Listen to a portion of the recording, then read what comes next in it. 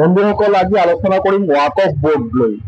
Waqf board লৈ এতিয়া দেশৰ লোকসভা আৰু ৰাজ্যসভাত পাছ হৈছে বিলখন, ৰাষ্ট্ৰপতি অনুমোদন জনাইছে আৰু বিল হিচাপে অলৰেডি পৰিণত হৈছে বা এফেক্টিভ হৈছে। এতিয়া সেই বিলটো লৈ বিভিন্ন ৰাজ্যত, ভাৰতৰ বিভিন্ন ৰাজ্যত সমদৰে আন্দোলন চলি আছে। একে গতিকে অসমতো বিভিন্ন জাগাৰ, বিভিন্ন ডিষ্ট্ৰিক্ট, বিভিন্ন সাব ডিভিশ্যনত বিভিন্ন মুছলমান সম্প্ৰদায়ৰ মানুহসকলে সমজুৰে আন্দোলন চলাই আছে, প্ৰতিবাদ কৰি আছে যে এই বিলখনে আমাৰ নালাগে। আৰু সেয়ালৈ কম যে ইয়াৰ বিলখন প্ৰকৃততে কি, বা এই ৱাকফ বিল সম্বন্ধে নিশ্চয় মুছলমান সম্প্ৰদায়ৰ মানুহৰ মাজতো জ্ঞানী গুণী ডাঙৰ ডাঙৰ মানুহ আছে, তেখেতসকলে জানে বা তেখেতসকলে বুজি পায়। তথাপিও এছাম দল আছে বা এছাম সংগঠন আছে, সকলোৰ মাজত থাকে এই সংগঠনটো। আজি মুছলমান সম্প্ৰদায়ৰ মাজতো উচ্চতনিমূলক কিছুমান দল সংগঠন আছে, তেখেতসকলে আম জনসাধাৰণক মানে মিছগাইড কৰি আছে, কৰবাত না কৰবাত বুজাই আছে যে এই বিলখনে মুছলমান সম্প্ৰদায়টোক সম্পূৰ্ণৰূপে শেষ কৰি দিব, দেশৰ ছেকেণ্ড নাগৰিক কৰিব, মুছলমানৰ সম্পত্তি কাঢ়ি লোৱা হ'ব। বিজেপি গভৰ্ণমেণ্টে মুছলমানসকলক দেশৰ দ্বিতীয় নাগৰিক হিচাপে পৰিগণিত কৰিব। তো সেয়া কমপ্লিট মিছগাইড কৰোৱা হৈছে কৰবাত না কৰবাত।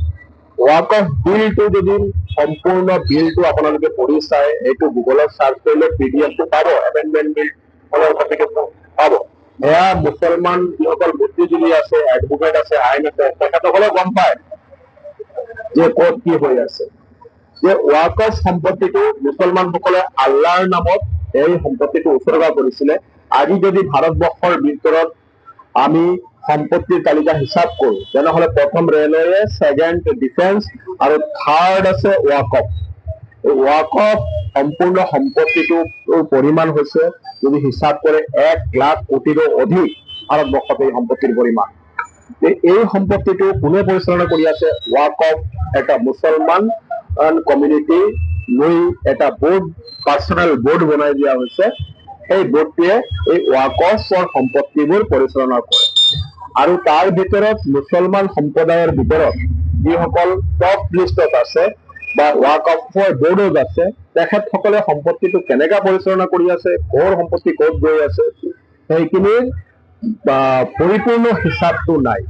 এয়া চৰকাৰে এতিয়া কি কৰিছে, এয়া আইনৰ আওতালৈ আনিব চেষ্টা কৰিছে বা সেয়া ডিজিটেলাইজ কৰিব চেষ্টা কৰিছে। আম জনসাধাৰণে গম নাপায় যে কিমান ৱাকফৰ সম্পত্তি আছে, এই সম্পত্তিবোৰ কোনে নি আছে, বা আম জনসাধাৰণ, মুছলমান জনসাধাৰণে এই ৱাকফৰ পৰা একো বেনিফিট নাপায়।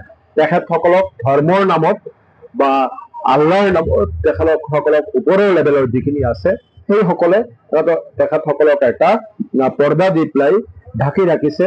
নিশ্চয় ঠিক আছে, তেখেতসকলে আল্লাহক সন্মান কৰে বা আল্লাহক ভাল পায়, সেই হিচাপে ৱাকফটো আমাৰ সম্পত্তি তেনেকুৱা। কিন্তু তেখেতসকলক মিছগাইড কৰা হৈছে। ওপৰ লেভেলৰ যিসকল আছে, মৌলানা হওক, মৌলবী হওক বা যি হওক, তেখেতসকলে কি কৰিছে, বা বৰ্ডৰ যিসকল সদস্য আছে, তেখেতসকলে ৱাকফৰ সম্পত্তিটো ক'ত গৈ আছে, পইচা ক'ত কেনেকে ইউটিলাইজ হৈ আছে, সেয়া কোনো চৰকাৰৰ ঘৰলৈ নাই। সেই পাৰ্চনেল বোৰ্ডে সম্পূৰ্ণৰূপে পৰিচালনা কৰি আছে। সেয়া চৰকাৰে, এই বিজেপি গভৰ্ণমেণ্টখনে কি কৰিলে, এই ৱাকফটো সম্পূৰ্ণ ডিজিটেলাইজ কৰিবলৈ, যাতে আম মুছলিম জনসাধাৰণে গম পায় ৱাকফৰ সম্পত্তিটো ক'ত আছে, কেনেকৈ ইউটিলাইজ হৈ আছে, কি কৰি ক'ত কি হৈ আছে, সেয়া যাতে চৰকাৰৰ আওতালৈ আহে বা সম্পূৰ্ণ ডিজিটেলাইজ হয়, যাতে আম জনসাধাৰণে জানিব পাৰে ৱাকফৰ সম্পত্তি ক'ত আছে, কেনেকা আছে, কি আছে। সেই কাৰণে সংশোধনী বিলটো আনিছে ৱাকফ।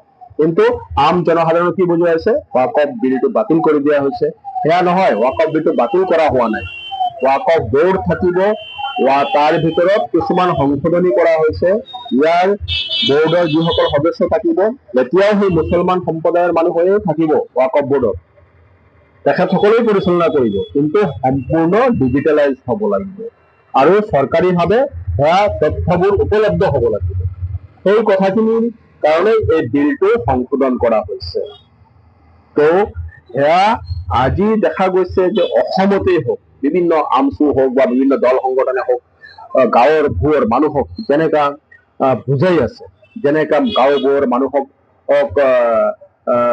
মানে এটা মিছলিড কৰি আছে, যে আমি মুছলমান বিজেপি আমাক ধ্বংস কৰি পেলাব, আমাৰ সম্পত্তিৰ অধিকাৰ কাঢ়ি লোৱা হ'ব, আমাৰ দেশৰ ছেকেণ্ড নাগৰিক কৰি দিয়া হ'ব, এয়া সম্পূৰ্ণ মিছা কথা। আজি ৱাকফ বিলখন মুছলমানৰ হয়তো কৰবাত না কৰবাত স্বাভিমানত লাগিব। আজি চাওক কা আন্দোলন হৈছে অসমতে, জোৰ দলে কা আন্দোলন হৈছে, কিন্তু কা আন্দোলনটো বাতিল হোৱা নাই। কিন্তু সেয়া কোনো ইমান বিশেষ কোনো ক্ষতিও কৰা নাই।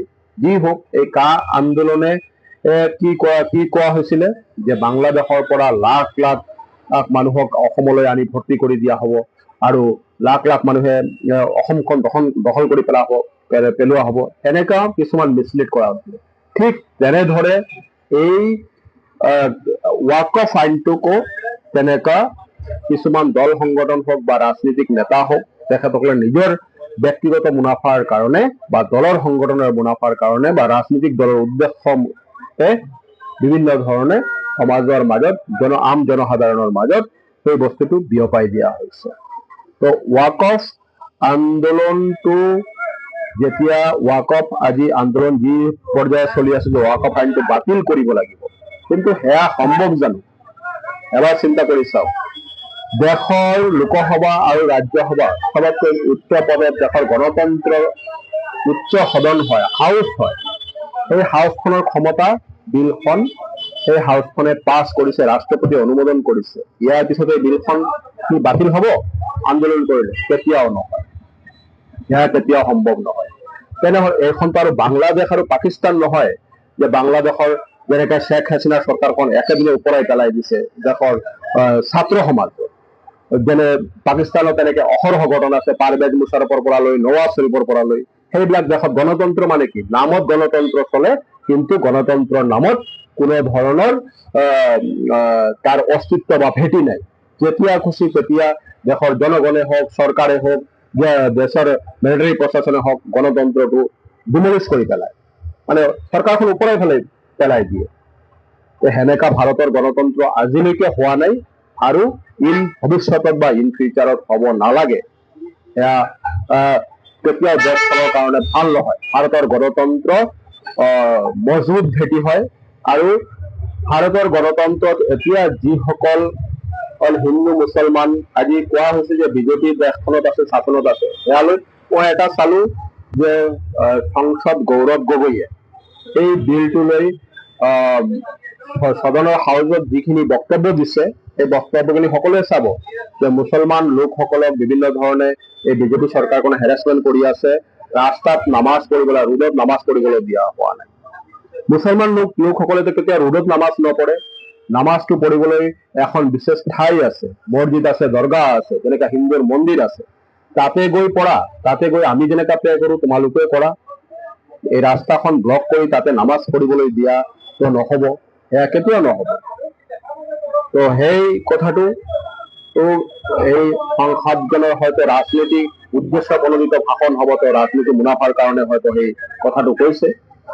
যি হোক, তো এই ৱাকফ সংশোধনী বিলে কেতিয়াও মুছলমান সম্প্ৰদায়ৰ ক্ষতি কৰিব নোৱাৰে। এটা কথাই মই কলো, কেতিয়াও ক্ষতি কৰিব নোৱাৰে। কেতিয়াও মুছলমান সম্প্ৰদায়ৰ প্ৰতি প্ৰতিপন্ন কৰিবলৈ বিজেপি চৰকাৰ বা মই কোনো বিজেপিৰ এজেণ্ট নহয়, বিজেপি চৰকাৰ বা কোনো ৰাজনৈতিক দলৰ এজেণ্ট নহয়, কোনো ৰাজনৈতিক দলৰ পক্ষত কথা নকওঁ। কেতিয়া কোনো ৰাজনৈতিক দলক মই যদি ৰাজনৈতিক দলে বেয়া কৰিছে তাৰ বেয়া কম, ভাল কৰিছে ভাল কম, ক'বই লাগিব।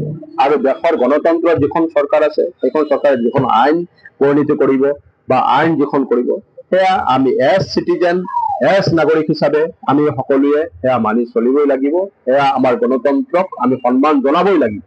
আমাৰ গণতন্ত্ৰৰ ভেটি মজবুত কৰি ৰাখিব লাগিব। এয়া ক'লে নহ'ব যে আমি এইখন আইন নামানো, আমি আন্দোলন কৰিম, বাতিল কৰি দিম, সেয়া কেতিয়াও নহ'ব। যেতিয়া দেশৰ দুখন সদনে পাছ কৰিছে, মানিবই লাগিব। সকলো আন্দোলন কৰিব পাৰে, সেয়া গণতান্ত্ৰিক অধিকাৰ আছে সবৰ। চৰকাৰে নিজৰ আৰ্জিটো পঠাব পাৰে। সবকে ভিডিঅ'টো শ্বেয়াৰ কৰিলে, ভাল লাগিলে এটা লাইক কৰিব, ছাবস্ক্ৰাইব কৰিব। চেষ্টা কৰিম আগলৈ ভাল ভিডিঅ' আনিবলৈ। সবকে জয় আই অসম।